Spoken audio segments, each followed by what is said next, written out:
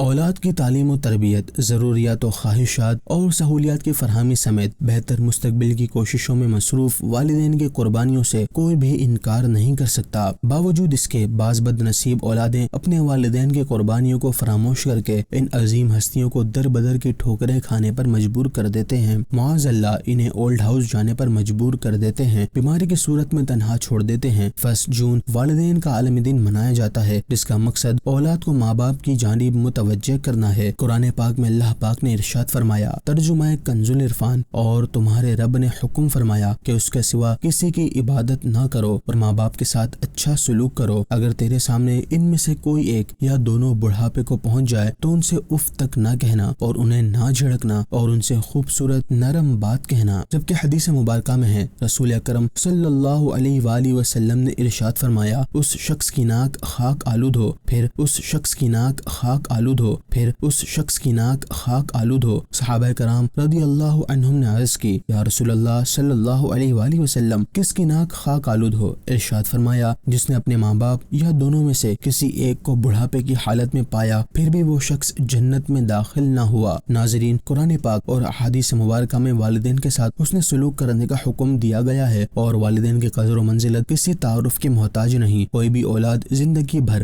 والدین کی خدمت کرے تب بھی ان مبارک ہستیوں کا حق ادا نہیں کر سکتی۔ لہٰذا ہر اولاد اپنے والدین کی خدمت کو اپنا معمول بنا لے اور اپنے والدین کی ہر وہ خوشی جو خلاف شریعت نہ ہو اس پر راضی رہنے کی کوشش کرے۔ والدین کی رضا میں اللہ کی رضا پوشیدہ ہے۔